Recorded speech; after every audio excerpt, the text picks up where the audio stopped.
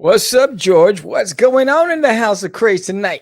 Tonight we're gonna have Christopher Michael, and we're gonna be talking to him about Crit 5. So stay tuned for that. And we have a lot more stuff to talk about right before he comes on. So check it out. Let's get it.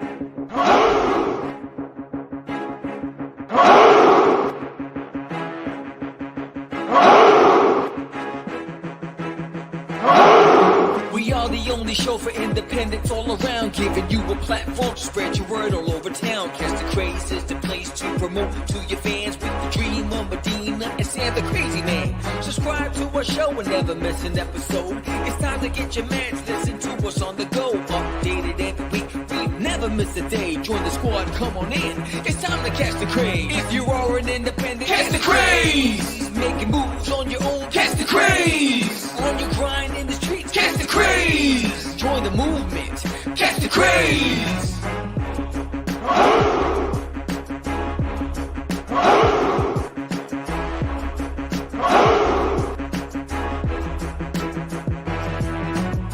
Yeah, George, we did it again. Come on now. You know you want to do it. Catch the Craze.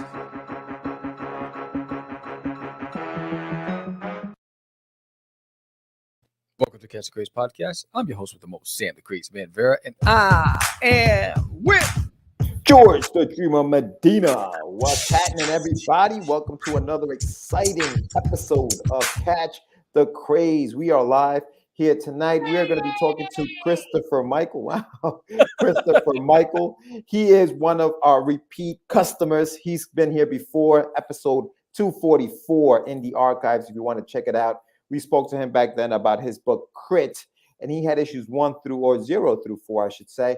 He's on his 6th book, which equals issue number 5. So he's going to be talking to us about that. His Kickstarter is going to go live in about a month, but he's starting to get the word out. So that's what he's here doing. We're going to be talking to him about that. And that's it. Oh, if you haven't yet, subscribe to the channel, hit that like button, hit the comments section. Write down what you thought about this episode and all that other fun stuff. But what's happening with you, Sam? What's going on over there? So you know how we get a lot of crazies in the chats, you know, when we go live and stuff like that, whatever. So I got a way of introducing them to the chat now. A lot of crazies. Okay, what do you got? Another crazy has arrived. Wow, look at you sounding all creepy and shit. All right, that's cool. There it is. That's cool. And I changed, No, what? You changed what? And I changed the cheering from the shh to the. Wow, downgrade. Downgrade. Yeah, I can only afford one. I can't afford a crowd anymore. You know, I was like, wait, I gotta send the rest of you guys home. But everybody. I'll keep you here. Oh snap! Yeah, that's cool, man. That's cool. That sounds like Saw. It sounds like from Saw the voice. Oh yeah. Oh man, that's good stuff. Yeah. Well, that's new. All right, that's cool. A great way of introducing the crazy crew into the chats. Can't wait to get some chatters up there. So if you are watching right now, say hello and let's see how you're introduced. That's kind of cool. Yeah, it's kind of cool. But awesome, yeah, so on top of that, you know, I posted the launch party date. And the sign up for the launch party right there. Boom, there it is. There's the launch party promo for There's an Alien in My Toilet, which launches February 15th. And so I'm excited about that. 7:45. That's interesting. That's an interesting time. I thought it was 8 o'clock. I do 7:45 because, you know, it's that building that momentum as people start coming in. You know, and it's because, you know, it's gonna be interesting. It's gonna be an interesting party. Well, listen, I was scheduled at 8 o'clock. Contractually, I can't be there any earlier than that. No, contractually, Wednesdays, Tuesdays and Wednesdays, contractually is 7 o'clock to 9 o'clock, right? For you, buddy. Late on that day, so I won't be able anytime to between 7 and 9, I owed you. My agent wasn't made aware that there was a time change and there was a 7:45. There was no talk of that. You owe me. You didn't even show up to the forbidden launch party. Unfortunately, well, that's because things change all the time. I can't keep up with you. You're like a mad scientist. You're creating these voices behind closed doors. You're over here eliminating people from the cheering section. You're like a mad scientist back there. I never know what's going on. So you know what I mean? Like every day I'm hustling. Every day I'm hustling. Every day you're changing shit. I don't know how to keep up. I can't keep up anymore. I picked it up. I can't. I really can't. I- Yeah, you act up behind the scenes. People, we have to keep this kid under control. What do you got on the 15th? Talk to us. The 15th is Duty arrives on Earth. Yes. So Mr. Dudarius, young Dudarius, he's arrives on Earth. We got another recruit today. 71 have signed up. So that's a good thing. It's not the same. It's not the same. That sounds real sad. Real sad. It's like it's like when it's like your mother is like, you're graduating, your family couldn't come, but your mom's in the audience, mom's and in then, the and then you audience. get your diploma, and your mom's like, "Yay!" Yay. Then Yay. the marshals next door, they got the cousins, the uncles, the grandparents, and they're cheering, right? And your mom's just like, "Yay!" Oh man, unbelievable. All right, well there you go. So anyway, the 15th, The you got another 15th, recruit. We're yes. coming to Earth. Duty. Duty is coming to Earth. Sign up today. The link is in the summary. Sign up. Be a dudester. Are you a dudester? So if you're a dudester and you signed up, make a post, tag me on that post, whether at Catch the Craze or at There's Nailing in My Toilet on Instagram, and just tag me in the post. Say I am a dudester and I signed up for the launch of There's Nailing in My Toilet, because there's a special gift for the dudesters. So if you're listening to this, make sure you do that and join the live show to find out what that gift is. Boom. There you go. So the 15th at 7:45. Come early. We're going to be on till about, I don't know, whatever amount of time we got. Hopefully it funds that same day. That would be nice, right? To get funded on the same day. We got a lot of people following the campaign. So hopefully, if 20% of the people you have right now pledge to it, we should be all right. So yeah, but so that's what it's about. It's about the hustle. It's about the hustle. So it's about yes, it is definitely about the hustle. And then big shout out to Pops. He was the first one to respond to the call to action, and he went on Twitter and he tweeted, "I'm a dudester." So Pops Van Zandt, much props to you. If you haven't checked out CromCon, check it out. I was on it this past weekend. I was on Saturday and Sunday. So that was dope. Sunday was impromptu. He just hit me up. He says, "Hey, I got a special package I want to unbox. Can you come on?" And I was like, "Sure." And he unboxed the Forbidden he backed the Forbidden campaign, and he got his rewards. Cool. Yeah. And you know what? Yeah, we forgot. I mean, not that we forgot about Forbidden, but for those of you who received your Forbidden packages, post those up on social media. Let us know you got those. And give Sammy a little feedback. Let him know what you guys think about the book. I think the only two people that let me know they got it was Pops and Ted Davis for TED Talks. Ted took a picture of the spread because he got a whole lot of stuff. Nice. Yeah. No, share those out and let us know you got those. So that's cool, man. I can't wait. I'm looking forward to the 15th. That's going to be a good time. We're going to have a good time with the launch page. So make sure that you guys subscribe to the channel and hit the bell so that you get alerted when that show goes live. You get a reminder. If you don't want to get reminders, you don't have to hit the bell, but subscribe either way. Help us reach 1,000. We're more than halfway there. So that's awesome. Hopefully we'll get some more subscribers tonight. See how it goes. The other piece of business that we got is The Adventures of Wonderduck, which is my title. And that campaign is launching. The campaign is launching in May. Now I'm way ahead of schedule. May the 4th be with you. That's when the campaign launches, the 4th of May. So we're going to be doing another live show there. But what's crazy? What's even crazier? Yeah. What's even crazier? That's the day after your birthday. Yeah. How crazy is that? How crazy is that? So Wednesday. he's going to be partying that night. The campaign goes live on May 4th. We're doing the launch party here. Yeah, we're going to make it big, and I'm hoping to get some promos for you so I can start running it on the show. Yeah, cool. Yeah, no, definitely. I mean, listen, right now, February 2nd.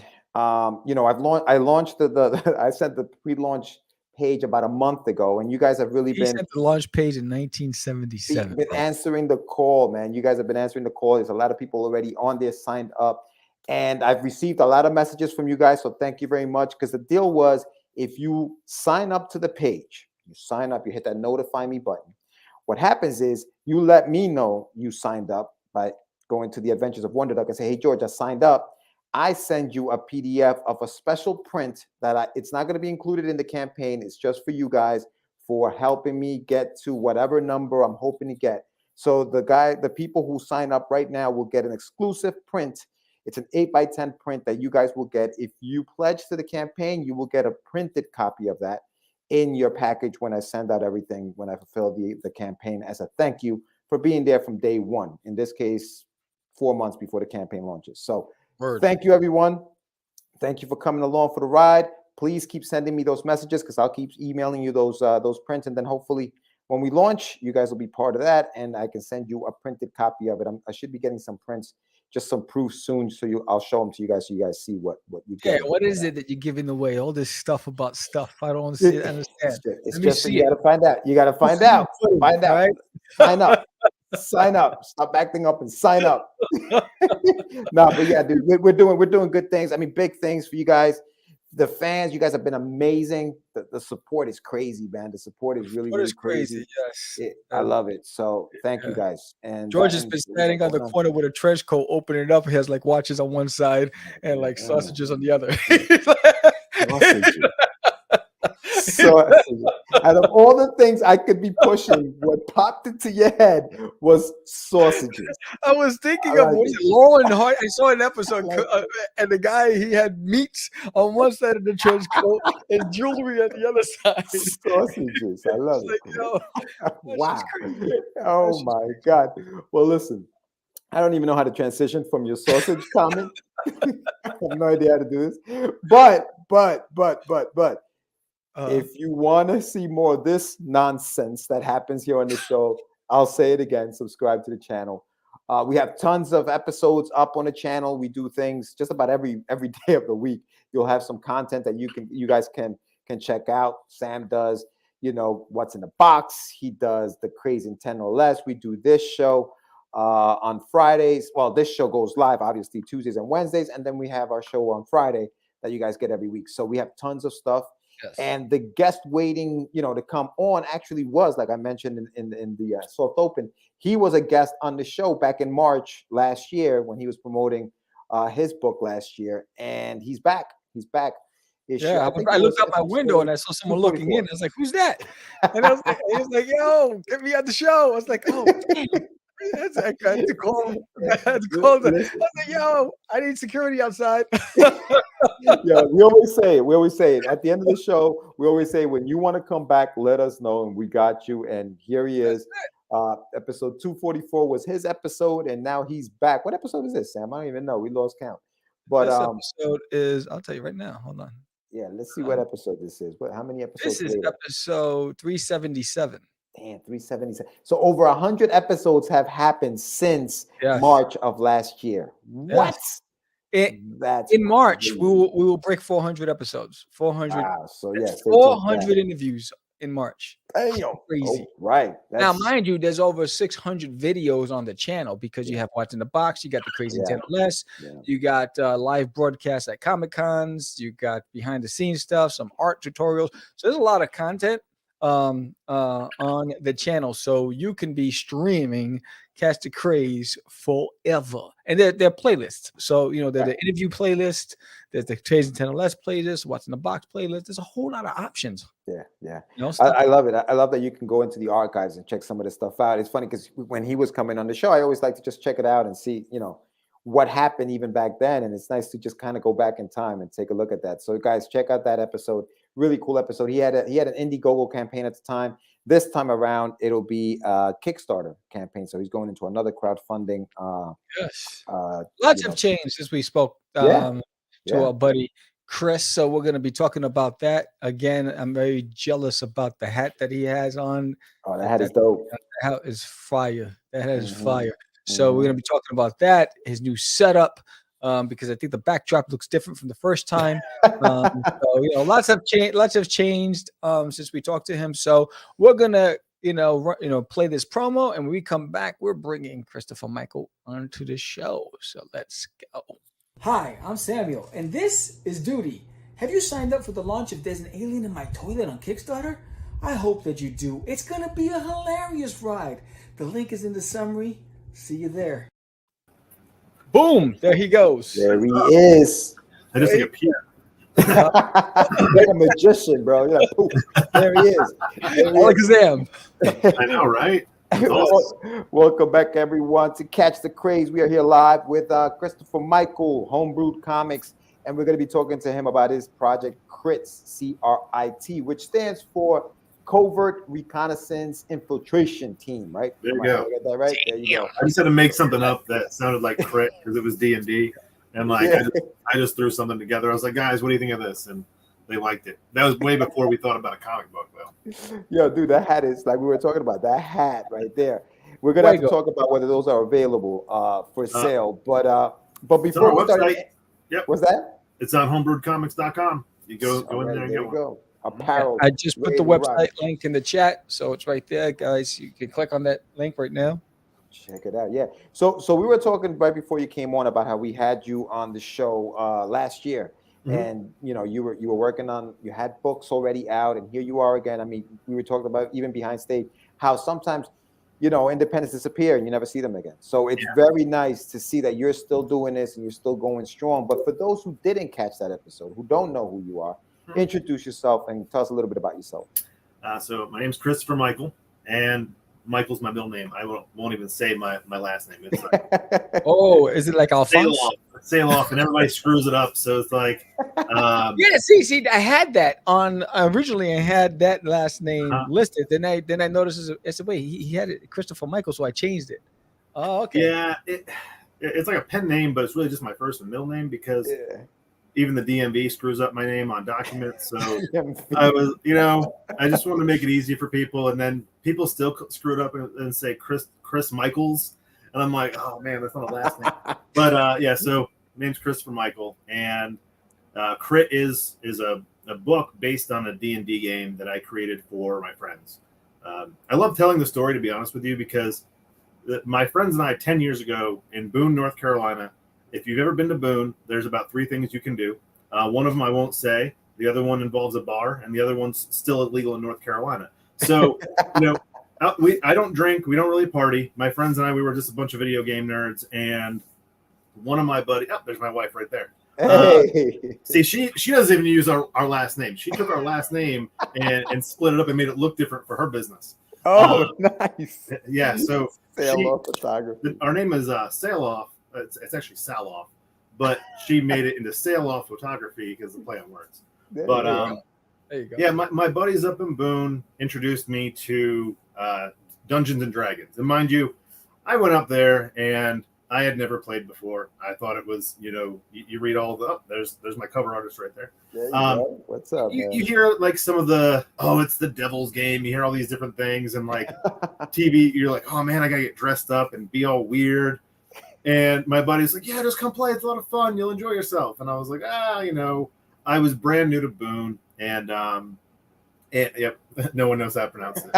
I said, screw it. I'll give this game a shot. I had nothing to lose. We all worked together. It was a way to, you know, socialize, make friends.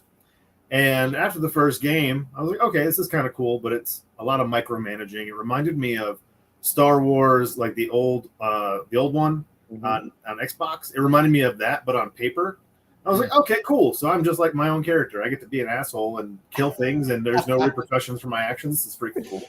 And I really enjoyed it. We made a homebrewed version of Mass Effect because none of us really wanted to be orcs and goblins. Let's just be real. Like, it wasn't my thing. Yeah. I wanted to play sci-fi stuff. So my buddy put together this Mass Effect campaign, and we played that for 2 years. Every Sunday, pizza and Dungeons and Dragons, and we would talk about those games all week until the next time. And we'd be getting together while we're like at work, like, oh, what are we gonna do next? This is what we did, and it was just a lot of fun, and it was a reason for us to hang out.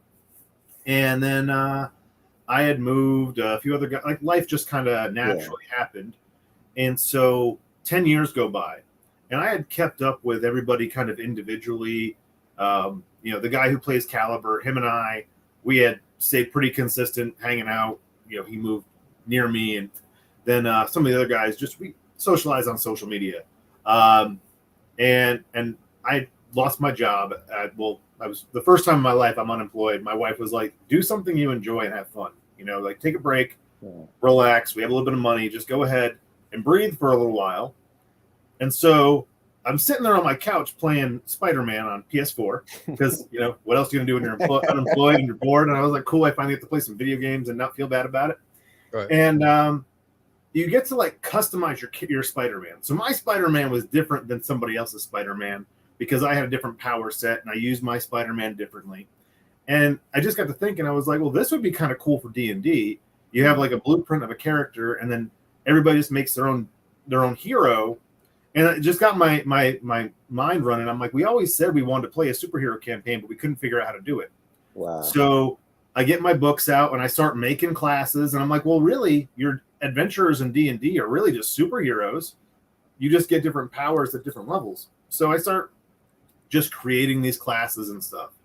And then about a week in, I call my buddy. I'm at the gym. I'm working out. And I'm like, I need to ask them something. So I just get on the phone. I'm like, hey, would you be interested? And I call my buddy Brad, and he's like, yeah, I'd be cool.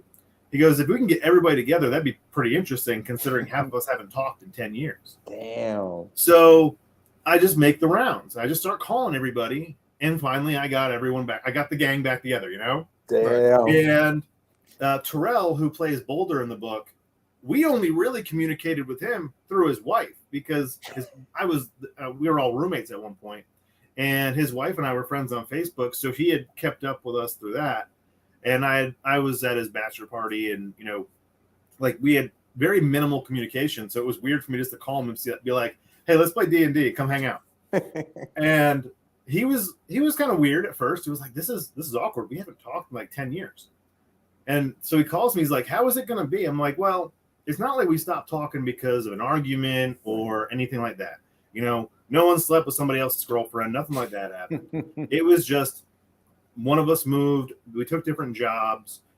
Things happened. Life just happened." Yeah.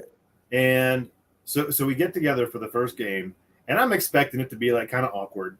And so everything was just So Chris, real quick. So you got together, physically got together, or was it all online at the time? This was 2019. So we actually, okay. Actually all right, gotcha. So go ahead. So we get together face to face, mind you, after 10 years. And what was kind of cool for me, I was a little bit nervous because, the political climate then was challenging, being real, in the past 5 years, our political climate has changed a bit. Yeah. And it can sometimes dictate who you're friends with. Like somebody might get mad at me because I don't have the same ideas as them. And one of my friends, you look at his Facebook, and I was like, oh man, I hope him and this person still get along because they have this history, even though they have different opinions. And it didn't matter. It just didn't matter. And that made me really happy because I've seen a lot of my friends and family kind of go and divert just because of that. And for them to put everything aside, they're like, hey, we've been friends for 20 years. Cool, big deal. Man. That's cool. You like That's that person. cool. I like this person. Who cares? Right. And I thought that was really adult and really cool just to be able to enjoy our company again. And we walked away, that night. Terrell has a drive back to Boone. He's still got a 2-hour drive. And he calls me and he's like, man, that was fun. I'm like, yeah, wasn't it? It was a good time. It was 5 hours of hanging around, pretending to beat shit up. It was fun. And he goes, I totally didn't think it would be like that. And we talked about that game for a month. Oh, that was fun. Oh, man. And just continually, we had a group chat for the first time in 10 years. Wow. It was blowing up about what we were going to do next time. And we were like kids, just 30-year-old kids. And 35 for me, I think 36. I forget how old I was a few years ago. And I said to myself, I'm like, well, if we're having this much fun and it continued every session about the same, I was kind of bored and I had this tablet I could draw on. So I just started drawing. Mind you, I had never drawn much of anything except for some stuff. I don't have zero background, but nothing to make a comic book. Yeah. But again, I was unemployed and I was bored and I said, screw it, I'm going to make a comic book, right? So I just started drawing a comic out of it, figuring it would be something fun for them, because when we played Mass Effect, I would kind of draw out some of the scenes every once in a while, and everyone would think that was cool. So I was like, hey, I'll just draw the whole book. So I made this one issue of it, and if you actually backed the Indiegogo, you got it. But it was nowhere near where I'm at now. I finished this whole thing on the tablet. Mind you, the tablet crashed like 20 times. And but I enjoyed it so much, I bought a new one just to continue drawing. And I go to my wife when I'm all done. And mind you, my wife is a phenomenal artist. She is a phenomenal photographer. She knows positioning and angles and lighting and all this stuff. Nothing I know about. Yeah. I show her this book, and we're sitting there watching like Bones or something on TV, like late at night. And I hand her the tablet. I said, I just finished it. What do you think? And she scrolls through, and she hands the tablet back to me, and she's like, that's cool. And like 3 months of my life, I'm just crushed. So I was like, that's cool. Like that's cool from a woman that's been in my life at this point, I think like 15 years, right? 16 years. So I was like momentarily crushed, but I was just like, all right, fine. If it's just okay, I'm going to make another issue and it's going to be better. And the next morning I got to start drawing again. And someone turned me on to Kickstarter. Someone told, I think one of the guys in the book, Austin, told me, put it on Kickstarter. Yeah. It was because I needed a colorist, and I'm not, thick-headed. I looked at my work and I said, hey, I watched all these videos. I learned a lot. My wife taught me a lot. My mother-in-law is an artist as well. So she taught me a bunch. And I'm like, well, I can focus on becoming good at everything and it'll be okay. Or I can focus on one thing and then pay someone to do the rest. Right. So I found a colorist and went to Kickstarter. And it failed miserably because I had no idea what I was doing. And luckily, a friend of mine said, hey, Chris, this is something you really want to do. You're one of those guys where you put your mind to something, it's going to happen. So he invested whatever it cost to pay for the colorist and get some printing done. And so I was blessed. I opened up Facebook one day. I didn't even know you could do this. He's like, how much do you need? And I'm like, well, the colorist is this. And I guess printing's going to be about this. And he just sends it to me on Facebook. Oh, shit. And I was like, well, awesome. So everyone that backed the campaign on the Kickstarter, I sent them a book for free. I said, somebody paid for this. I'm not in this to make money. This is a passion project for me. Of course, one day I'd like to, of course, get some of the money back. I sent everybody that backed it a book. And I said, thank you just for believing in it, even though, it didn't fund and I didn't collect anything. This is just to show you how serious I am, and hopefully you check out the next book. So, book 2 rolls around, and we funded in I think less than 24 hours. Nice. And that one was a mess too, because I launched. I had COVID at the time, so I'm sick. Oh, damn. I'm trying to launch on my birthday, and it wouldn't launch. And so I had to wait a couple days, and then it just launched when I'm in there. I'm like, oh crap, I have to promote this thing. So I'm getting online, I'm getting all my friends, and everyone's promoting it, and we funded in a day. And it's just kind of been like a snowball effect since then. And honestly, it's great because my friends who play the game and write this with me, they see all the people getting into the book, and so now they're doing crazier things when we're in the game because they're like, I want to go in the book, I want to see this come to life. At one point, they just wanted a big. We were in Japan, so of course, a Godzilla character had to show up, and they had to fight some giant lizard because why not make me try to figure out how to draw a lizard, right?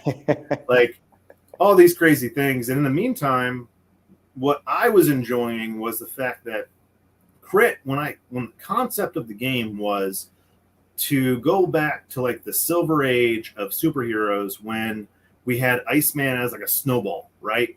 And we get to, I know someone like me, I'm 38 years old. I was able to see some of the progression of a lot of the heroes that I loved in the 90s. And even Superman, he learned how to fly. He originally would only jump. Yeah. And so I thought it would be really cool to have heroes that start off mediocre, weak, get their butts beat all the time, and then watch them become superheroes. So you're not reading a superhero book. You're reading a book of vigilantes that become superheroes. Nice. So it's a transition. And at the end of this is when their world really takes place. We're getting to see this big progression.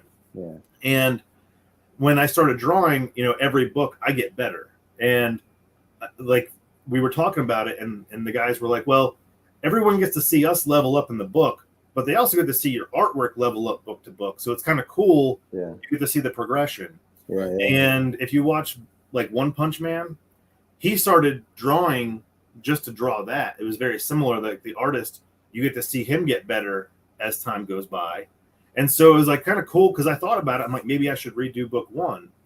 And everyone said, no, like it's not bad. It's still good. You're better now, clearly, you know, but you're always going to get better. You know, the more you draw, the better you get. So just let people enjoy the fact that they get to literally watch the progression of your artwork along with the progression of our characters.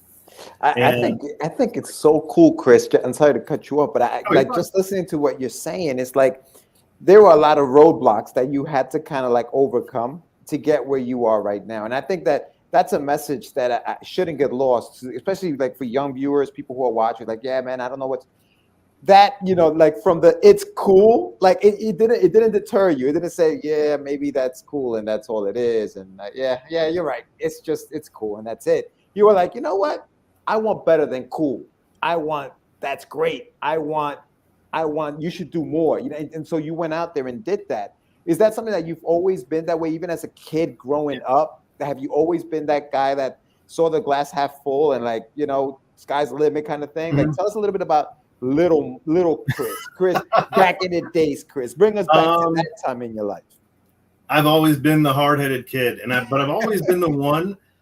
I want to do something, and I mean, I was poor growing up. I'm one of 11 kids. Okay, wow. My stepdad's disabled. My father wasn't really around until I was about 19, and my mom worked 3 jobs just to get us by, and she didn't work, you know, special jobs. She was grocery store, gas station, you know, delivering things. Damn. And I started working when I was 12 because I wanted a nice pair of shoes. And she said, if I buy you a pair of shoes, I got to buy everybody a pair of shoes. And I can't do that. So I grabbed a phone book and I just called until I got yelled at for prank calling places. And she made a few phone calls for me. And she said, you can stock shelves at the gas station. And I mean, I'll tell you, I was stocking shelves right after school. The bell rang. I rode my bike to work. I would work until they sent me home. Damn. I got mugged at 3 a.m. at a gas station by a drunk guy because I was trying to save money to go visit my father. And I was just working as much as I could. And I'm under the table making $7 an hour back in '96. So, you know, I've always been like a hustler in that manner. I'm not afraid to get my hands dirty. Yeah. When I was, I did wrestling for a while. I didn't even know what I was doing when I joined the wrestling team. I screwed up, but I still went and I wrestled in states and I took that home. Nice. And you see the guitar equipment back there. I was signed to a record label for 6 years, but when I first joined a band, I lied to everybody and told them I knew how to play. And I just showed up at band practice. I just played. I don't even remember. I think I just bounced off a bunch of chords, put the distortion on heavy, and like hit some palm muting, and said, "Yeah, I know how to play metal." We go to the first band practice, and I'm watching the other guitarist, and he looks at me and goes, "You don't know how to play, do you?" I'm like, "Nah, I can play like palm muted stuff pretty well, though." And him and I got along so well that he was like, "Well, I'm going to teach you." Nice. So I practiced with him day in and day out for months. I would drive down 45 minutes a day after work and just practice until I fell asleep. Wow. There were nights when I would just fall asleep with a guitar in my hand. And 4 years later, I signed my first record deal. Damn. And we put out 2 records. We were signed to a subsidiary of Sony. And, to this day, I still kind of tell people that, just because you don't know how to do it doesn't mean you can't do it. That's right. And you can fake it till you make it. Believe me, because I've done it. I wanted to do bodybuilding. Somebody told me I should do bodybuilding one day. And so I had no idea what I was doing. I read you just ate chicken and rice for like a week and you were good. So I did like 10 minutes of cardio a day. And I show up, I'm all tanned up, right? And it's so embarrassing. I didn't diet. I didn't really do cardio. I just show up. Have you ever seen Workaholics? You ever watch that show? You know the episode where the Andy character, like he shows up at a bodybuilding convention just tanned up? Dude, that was me all day long, all right? Like I work out a lot, so I wasn't in bad shape, but like my buddy who I've known since I was like 22, I hadn't seen him in like 10, 15 years. He's across from me in the back area. We're all, I got a hoodie on, he's got a hoodie on. He unzips the hoodie to go out, and I'm like, oh, that's what you're supposed to look like. And I'm like, oh man, I don't know what I'm doing here. So I go out. I didn't drink water for like 2 days. I couldn't wear my contacts because I was so dehydrated, and I couldn't see anything. I was falling asleep everywhere I went. I didn't eat for 2 days. I just like was killing myself. And so I didn't do well that show. I won't lie. But when I was finished, I said, okay, clearly I don't know what I'm doing. So I'm not ashamed of it. I just start asking people, well, you seem to know. Can you point me in the right direction? Right. And I went to school with a guy who he works with Arnold Schwarzenegger and like his social media team. And he had done Mr. Universe and all this other stuff. So I hit him up and I said, hey, I haven't seen you since high school and I don't mind paying you, but can you help me out? Right. So between all the contacts that I had and then people in the gym, I started actually competing and I started doing really well. I competed for a few years. Actually, it almost killed me. That's a whole other story by itself. But I wound up taking home second place trophies, third place trophies. Wow. Literally killing myself to the point where I wound up in the hospital almost dead. Damn. And they told me I could never compete again. And you never tell me that. 2 years later, I went back and took first place. Wow. But that's all I wanted. I just wanted to be successful in it. I said, I want to get my first place. And, I have a kid, I have a daughter, and I wanted her to see me with my first place trophy. Yeah. And my buddies are like, you're going to do it again? No, I'm good. Like, it almost killed me once. I just like looking good, my shirt on now. Yeah. And, I've been there and I've done it. And the same thing, I was a wrestler in high school. They told me I couldn't wrestle anymore. This kid took my leg out midway. I was completely undefeated that year. Took my leg out, hyperextended my leg. Doctor's like, you're never going to wrestle again. I said, no, I'm going to States. And I went to States. And after that, I couldn't walk right for 4 years, but I went. I don't know if it's a crit or grit. You need to turn it to a G. A little bit of both. But, man, that's awesome. Dude. Yeah, I've always been that way. Yeah. And I don't know if it comes from my childhood where one of 11 kids, you're fighting for food some nights, right. Or my father, he was around till I was about 12 years old.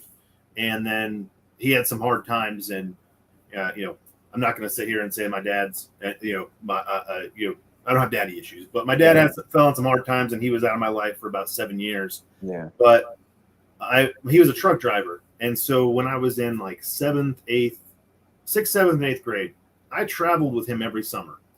And I will say it, in 6th grade, I was a little whiny bitch. All right. And I get on the truck with him and I just wanted to play video games at, the arcade.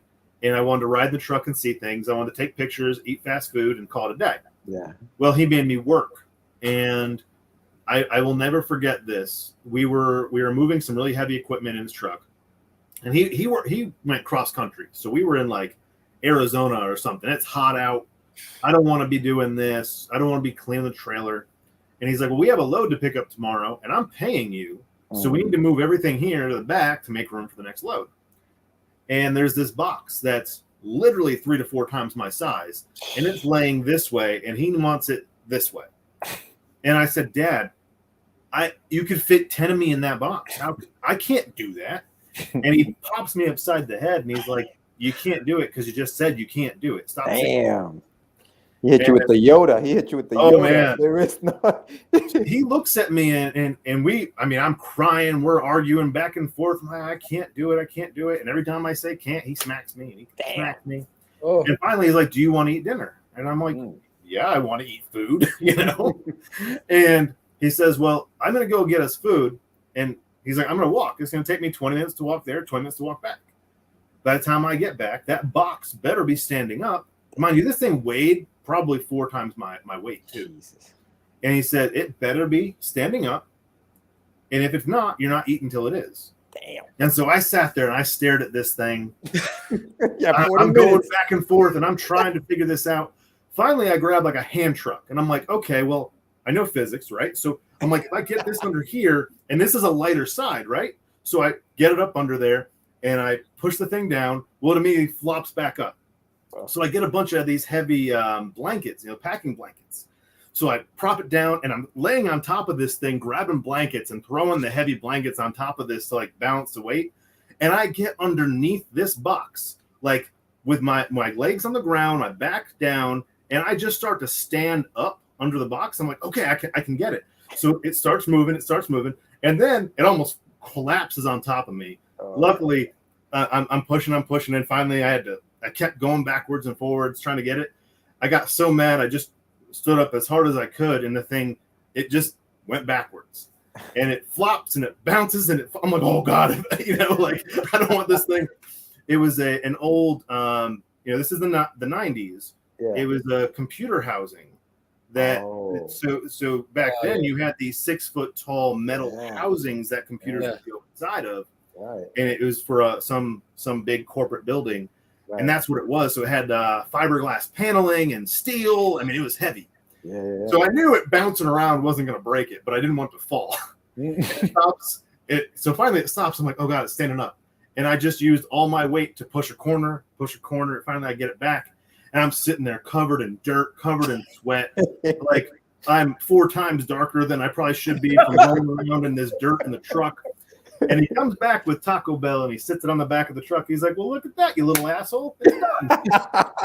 And he says to this day, I had the biggest grin on my face. And and I remember his words though. He said, so you said you can't do that. And he said, but you could. And one of the big things he wanted to teach me was to stop saying I can't, because when I was little, I kept saying I can't do something. Right. And I don't think I've said it since. Wow. There's a lot of things that I know I don't know how to do, but that doesn't mean I can't figure it out. I've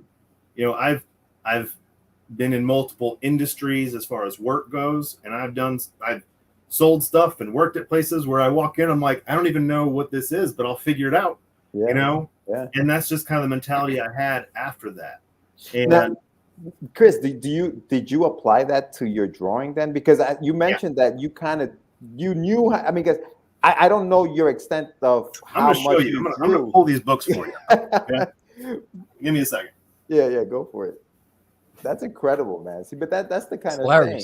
Yeah. Awesome. I can't. Yes, you can. That's incredible, man. Yeah. For those watching, this is Catch the Craze. We are with Christopher, Michael, talking about Craze. Go ahead, Chris. What you got? I can't find that old issue 0. I want to start digging. I'm going to pull it up on my website real quick, and I'll share the screen so you can see it. Yeah. But that's been my motto, my thing forever. Yeah. If I physically don't know how to do it, then I'm going to figure it out if it's something I want to do.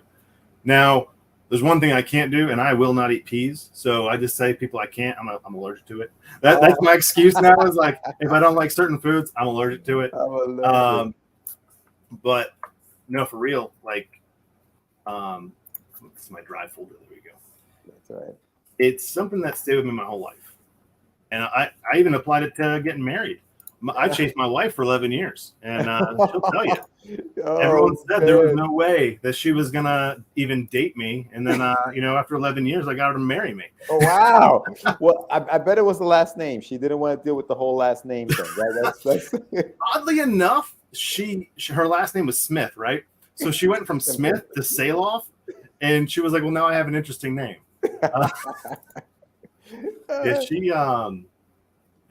I feel bad for her sometimes because, she got the bad end of the stick on that one. Oh man, that's incredible. Does your daughter have that attitude that you have, where you can tell, I don't know how old she is, but does she carry that in her, your kind of determination and that grit? So my daughter is my stepdaughter, but I've been around her since the day she was born. Yeah. And so you can kind of see where my art was there. Yeah, this is the first book I ever drew. Okay, it's cool. It's cool. Yeah, I mean, it's cool, right? Yeah, you can say it, right? It is what it is. Believe me, I harbor no feelings. I know. This was me bored out of my mind saying, I can draw something. Yeah. So it is what it is. But then I'll show you this. Let me go into some recent, since we're sharing my screen, I'll just show you some recent stuff, right? Yeah, cool. So if we go into, I don't want to show off book 5 yet. Don't do that. But I will show off book 4. All right, cool. So if I can find the right folder, I've got a couple here. Here we go. And where are you? So many different files on here. No, I know. But I got download. Let me just download real quick and I'll share it. Yeah.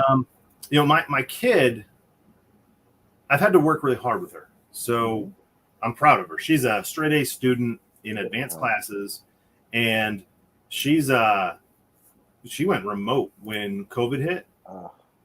And a lot of kids struggled with that, but she did really well. And I'm not going to push her like my father pushed me. I'm not going to smack her upside the head every time she says can't. But I do challenge her to be better than she is and to realize that just because she doesn't know how to do something doesn't mean she can't do it. Right. And I've worked really hard with my wife, because I remember when my wife and I got married, she didn't think that she'd have a career in photography. But I kept telling her, I'm like, you're the best photographer I know. Just do it. Eventually you'll get even better at it. Right. And here we go. And now she has a business that, I mean, it's growing double every single year. Good for her.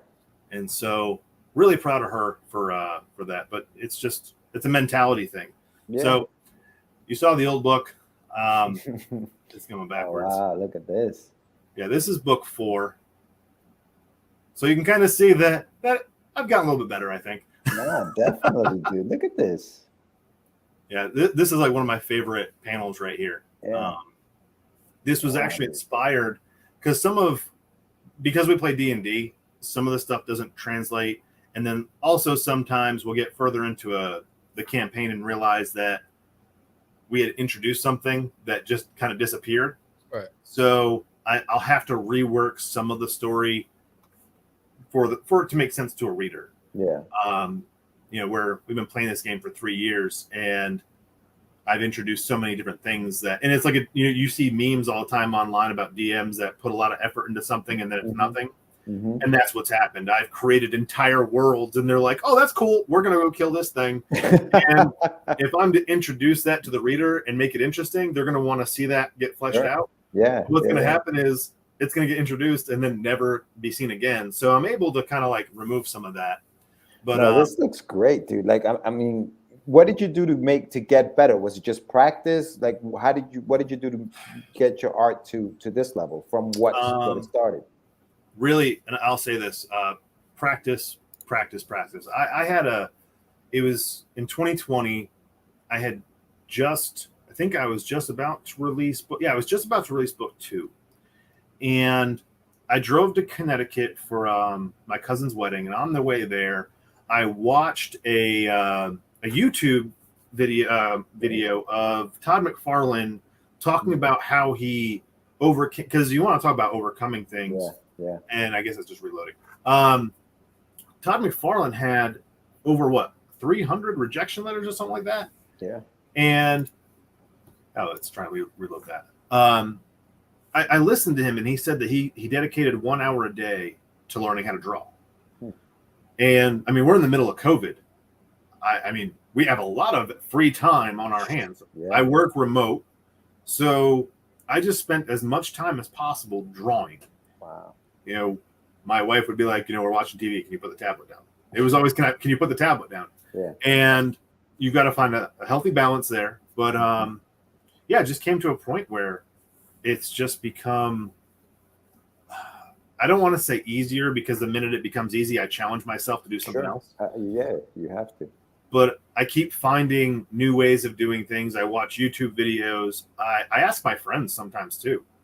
I have a lot of friends that use Procreate like I do, and I'll see them do something cool, and I'm like, "Hey, how did you do this cool effect on your picture?"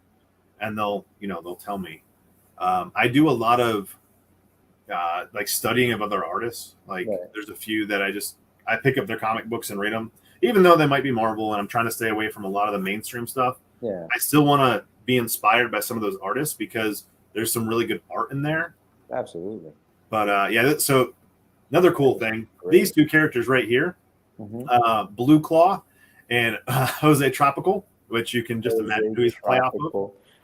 I did an Instagram live one day where I had people, put their characters up, and I did live D&D battles. So I would host a D&D game, and it would be like a free-for-all brawl to see who won, and whichever characters came in first in place were in the book. Because it's D&D, I have a whole ton of NPCs that are just ready to be murdered. And we put in Blue Claw and Jose, and they were just so cool that I kind of kept them in the story.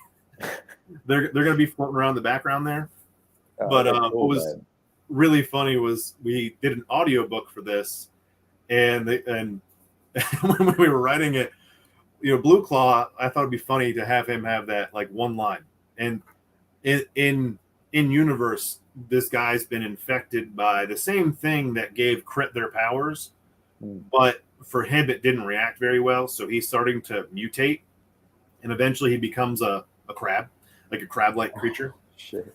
And that's not in any way because I really like saying crab people, like the thing from South Park.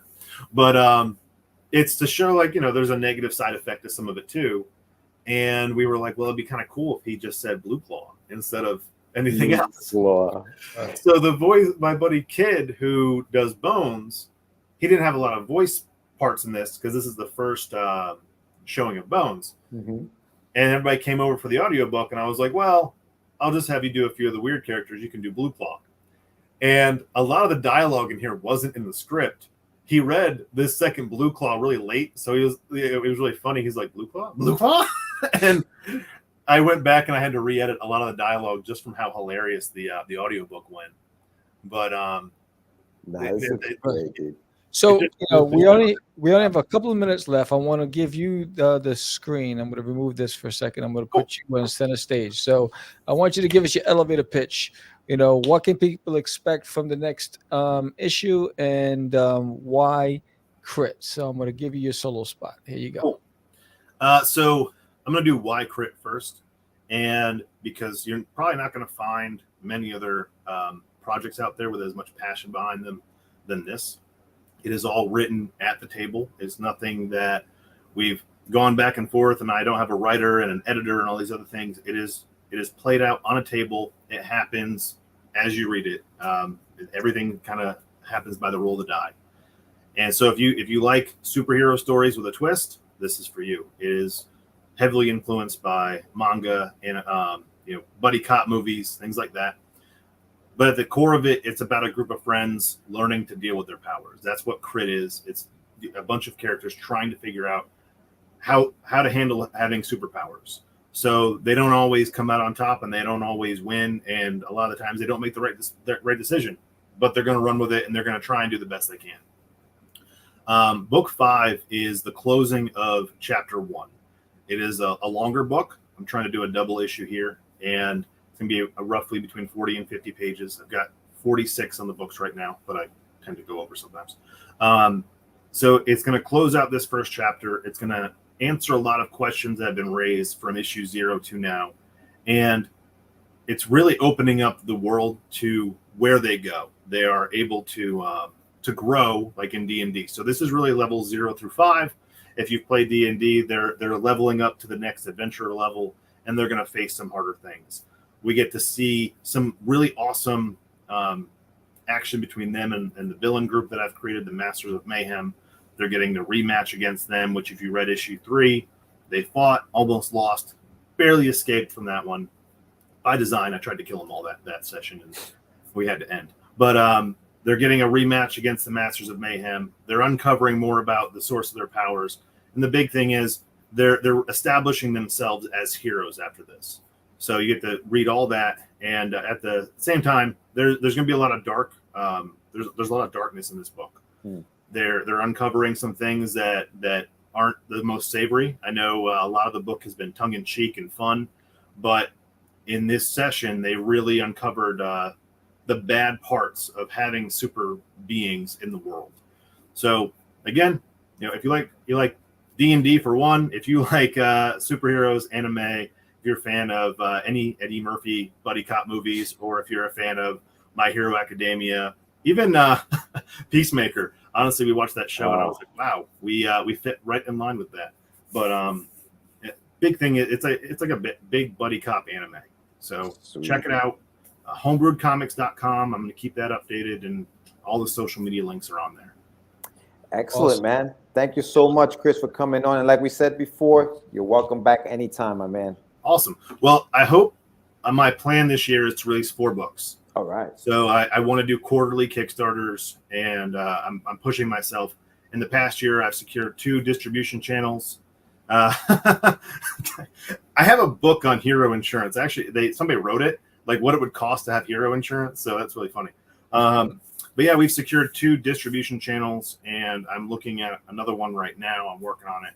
So I've got to keep stores happy. We're getting orders in from retail stores now. So It's got a little bit bigger, and I got to keep up with everything. So all right. Thank you. Oh, sweet. Thank you, Spooky. Appreciate that. But as always, guys, I love being on here. So if you ever need a guest, shoot me a message on Instagram, and I will jump on, and I will talk crit all. There's Dan. I will talk crit all day long. All right, my man. Chris, thank you so much, buddy. Yes, thank you for being on the show again, and we wish you a lot of success. And when you get that landing page, let us know, because we'll also add that to the summary as well. Yeah, I was trying to do that early, so I'm hoping we can have it done tonight. Take care, bud. Later, guys. All right, bud. Nice. All right, so that was another live episode of Catch the Craze podcast, and that was Christopher Michael. We're going to be back in 4 minutes with the special live edition. So join us, Spooky T and Dan Price and everybody out there. Join us in 4 minutes. With that said, I am Sam the Crazy Man Vera. George the Dreamer Medina. Peace. And we are out. It's just it's not. Crazy. Acquiesce. No, I was talking about my friend Acquiesce. Say my name, right? This is what you were thinking? Oh, Lord. He described me. He said, I'm the... What? Catch the Craze. You're listening to Catch the Craze. You're listening to Catch the Craze. To Catch the Craze. You are listening to Catch the Craze. On Catch the Craze. You're listening to Catch the Craze.